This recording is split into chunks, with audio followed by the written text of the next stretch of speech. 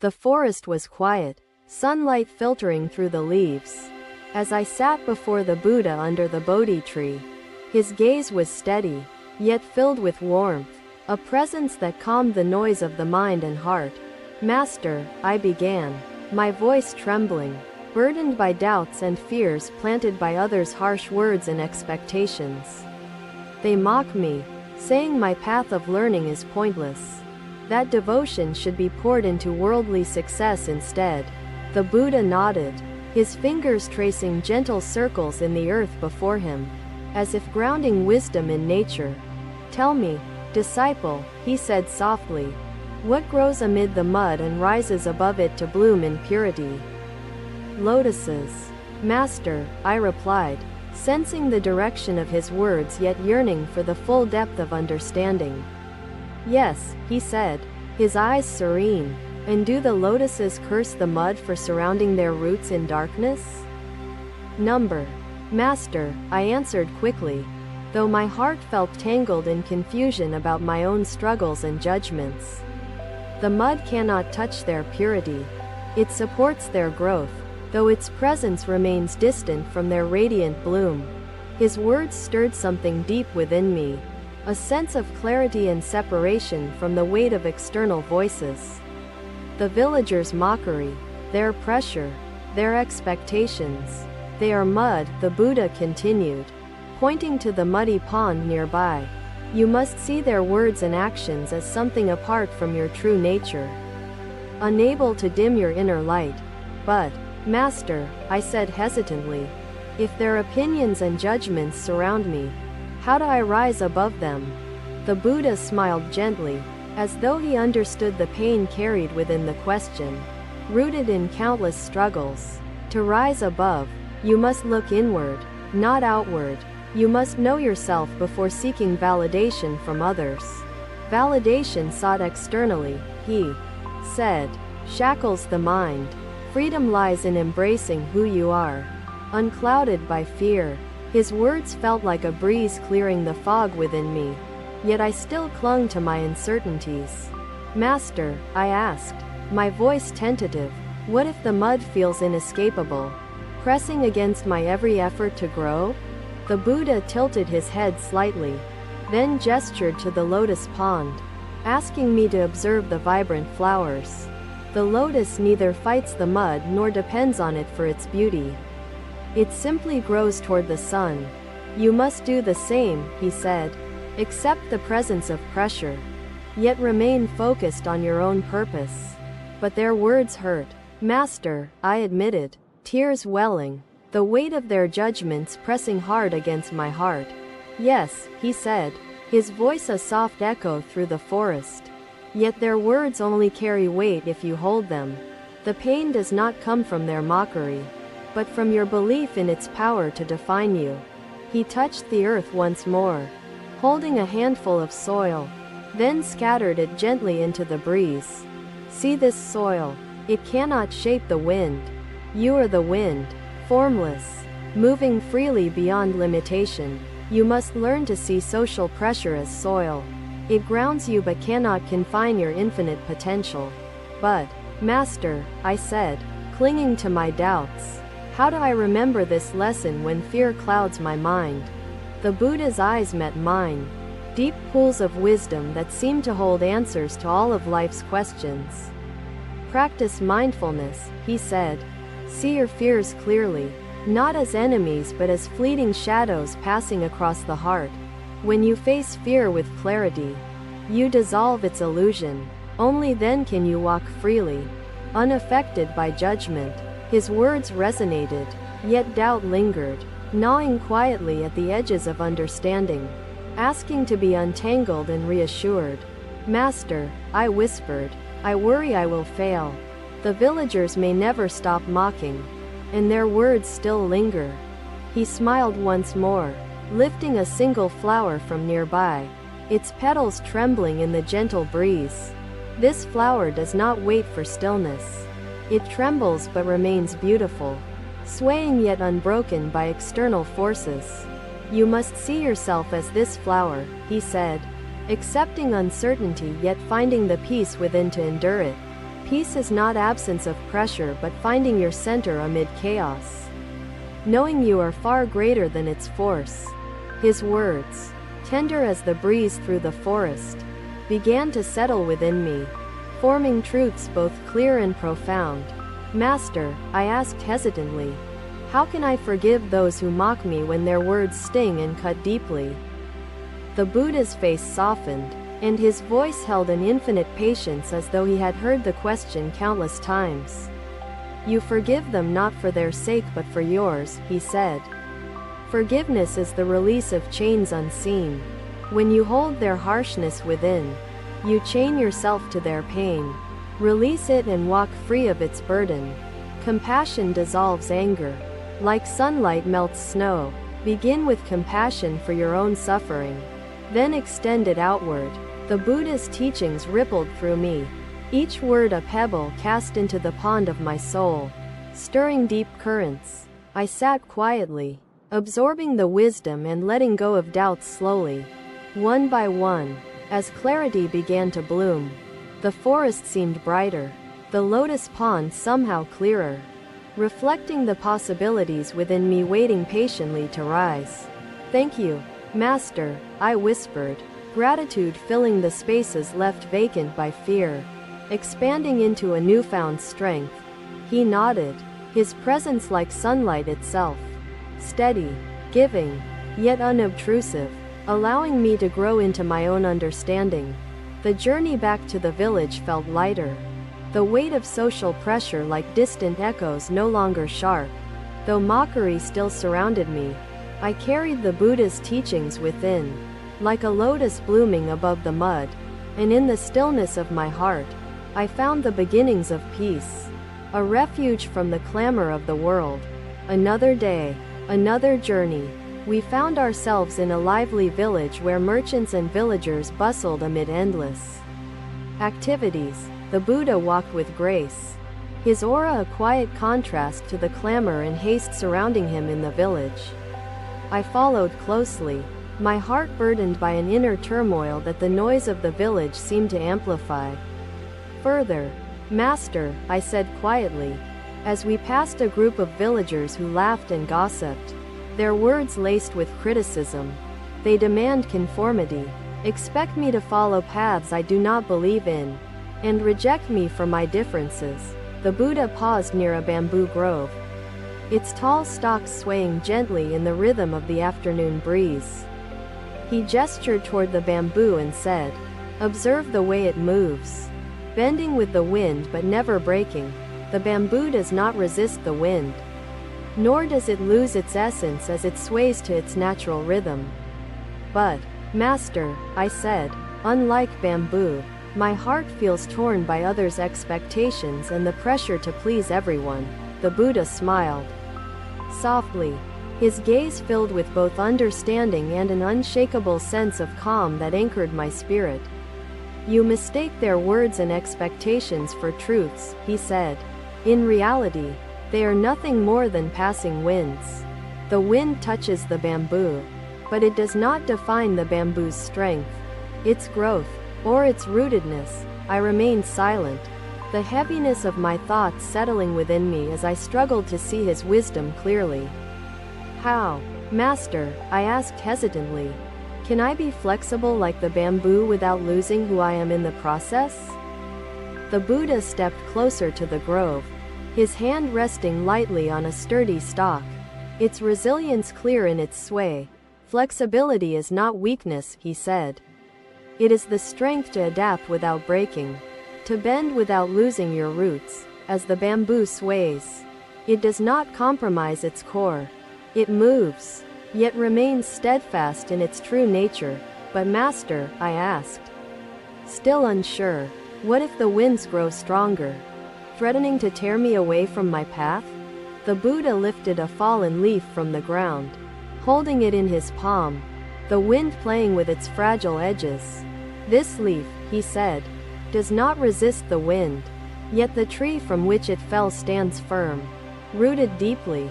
You must cultivate roots as strong as the trees, holding to your values while allowing the winds to flow freely. I nodded, though the weight of the villagers' judgments still lingered, their harsh words echoing in the back of my mind. Master, I asked, isn't it difficult to stay rooted when the pressures come not from one but from all directions?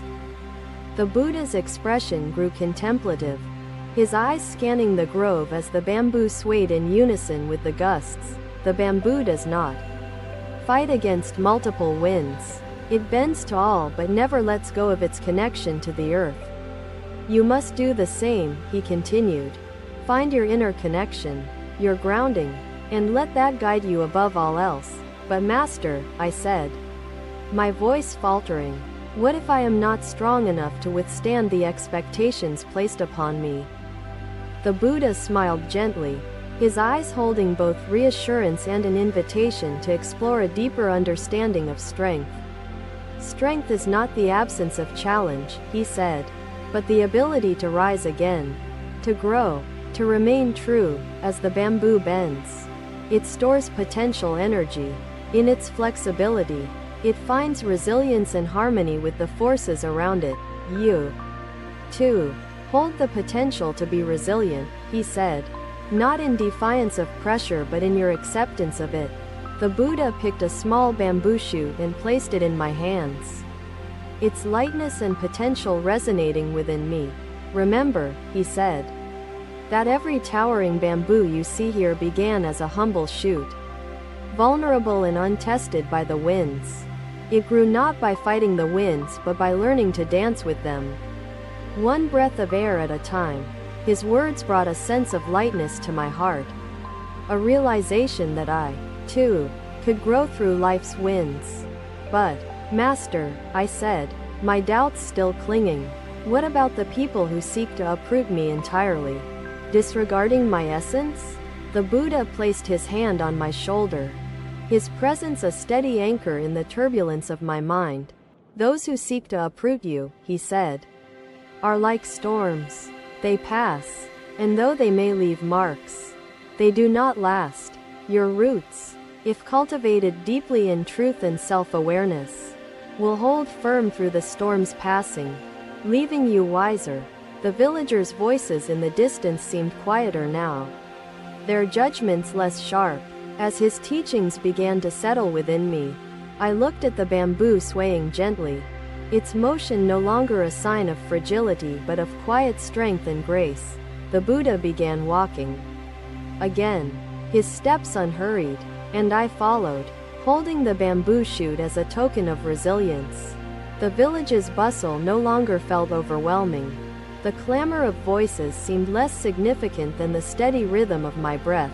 As the day turned to evening, I found myself reflecting deeply on the Buddha's words, their truth sinking into my heart.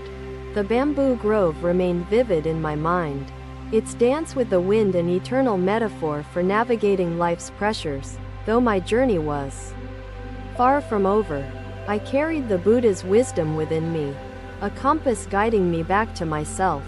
And as I walked, I no longer felt torn. I felt rooted, swaying with the winds yet steadfast in my essence. Another day, another journey. We rested by the riverbank, where the water flowed gently, mirroring the vastness of the sky. I sat close to the Buddha, seeking his wisdom. As a wealthy man approached, his steps slow and hesitant. Master, the man began, his voice heavy with sorrow, I fear I will lose the respect I have earned. The Buddha looked up, his expression calm and inviting, signaling the man to sit and share his burden freely. They admire my wealth and status, the man continued, but I know their respect will vanish if I fail. The Buddha listened intently, then picked up a polished mirror resting beside him, holding it gently in his hands. Look into this mirror, he said, offering it to the man, and tell me, what do you see reflected there? The man took the mirror reluctantly, gazing at his reflection, his face filled with lines of worry and doubt. I see myself. Master, he said finally, unable to conceal the discomfort reflected back at him by his own gaze. The Buddha nodded, his voice steady and kind. This reflection is like the world's judgment. What you see depends on projection. He placed the mirror on the ground, its surface capturing fragments of sunlight and rippling with images of the surroundings. Just as the mirror reflects your image, the Buddha said, the world reflects your inner state, be it peace or turmoil. The man frowned, confusion clouding his features. But Master, how can I find peace when the pressure to succeed overwhelms me? The Buddha placed a hand on the man's shoulder, grounding him with the gentle weight of presence and understanding. Peace does not come from clinging to others' approval, he said, but from cultivating compassion and wisdom within your own heart. You fear losing their respect, the Buddha continued. Yet true respect arises not from wealth, but from acts of integrity. The man lowered his head, his hands trembling slightly, as if the weight of these words unsettled deep-rooted fears within him. Master, he said, his voice breaking, I have built my life on their admiration. Without it, I fear I am nothing. The Buddha gestured to the flowing river, its current steady, carving paths through earth and stone without seeking permission or approval. This river flows not for recognition, he said, but because it is its nature to flow, nurturing life without expectations. You must be like the river, he continued, acting with purpose and compassion, free of the need for acknowledgement or praise. The man watched the river, its gentle flow soothing his restless mind, though doubts continued to linger in the shadows. Master, he said, how can I let go of fear when the world seems determined to define me by my failures? The Buddha picked up a small stone, holding it above the river's surface, its weight solid and unyielding in his hand. This stone, he said, if dropped into the water, creates ripples, yet it cannot disturb the river's continuous flow. Your fears are like this stone, he said, temporary ripples in the vastness of your true nature, unable to alter your essence. But Master, the man replied, his tone desperate, these fears still feel overwhelming. How do I silence them completely? The Buddha's eyes softened, his voice filled with both patience and clarity, offering wisdom born of infinite understanding. Silencing fear is not the way, he said.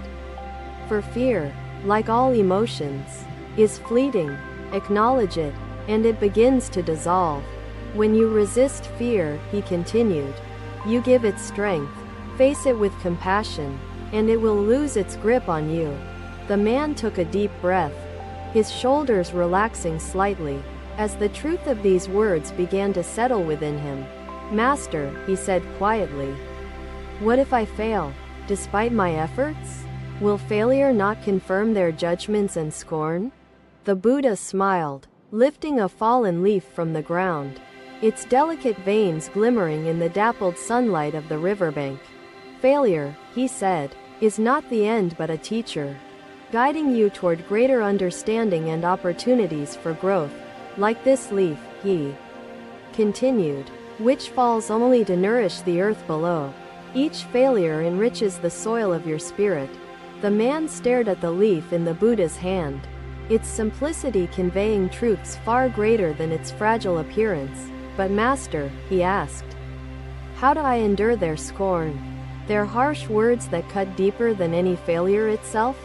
The Buddha placed the leaf gently in the river, watching as it floated effortlessly, carried by the gentle current downstream. Do as the leaf does, he said. Release attachment to the words of others, allowing them to flow away from you. Their judgments are not a reflection of you, he added, but of their own fears and insecurities projected outward. The man sighed deeply, his breath carrying a faint release of tension, though he still clung to lingering threads of doubt. Master, he said, how do I know who I am, separate from their opinions and expectations that surround me constantly? The Buddha looked at him with unwavering compassion, as though seeing not the question but the soul grappling beneath it. You must look inward, he said, with mindfulness, to discover the true essence of your being beyond the noise of the world. Self-discovery, he continued, is like diving beneath the river's surface. Only in its depths can you find clarity and strength unshaken by currents. The man closed his eyes, his breathing steady, as if attempting to dive within himself, seeking the truths the Buddha described. The Buddha's voice remained calm, steady as the river itself, guiding him gently toward understanding with every word spoken. Begin each day, he said, with compassion for yourself and others. For in compassion lies the power to transform the world. Live not for approval but for kindness. He added, for the seeds of kindness bloom into joy far richer than fleeting admiration. The man opened his eyes slowly, his expression softer, as though the storm within him had begun to quiet at last. Thank you, Master, he said, his voice steady, gratitude laced into every syllable spoken from the depths of his heart. The Buddha nodded, his presence like the river's flow, constant, nurturing, and filled with a boundless sense of purpose beyond words. As the man departed, I watched him walk lighter, as though a great weight had lifted, replaced by a quiet strength. The sun began to set, casting golden reflections on the water, the river mirroring the journey of our own inner currents. Sitting beside the Buddha, I felt the stillness of the moment, each word and lesson settling deeply into my heart. Though the world's judgments remained, the Buddha's teachings offered a refuge, a way to live unshaken, rooted in compassion and truth. And as the day ended, I carried within me the knowledge that peace lies not in the absence of pressure but in rising above it. Blessed One, the farmer began, his voice filled with urgency. The harvest has failed, and I fear for my family's survival. The Buddha listened without interruption, his presence anchoring the farmer's turbulent emotions as the earth anchors a storm. Thank you for watching. Buddha's teachings are always with you. Subscribe to our channel and we will see you in the next video.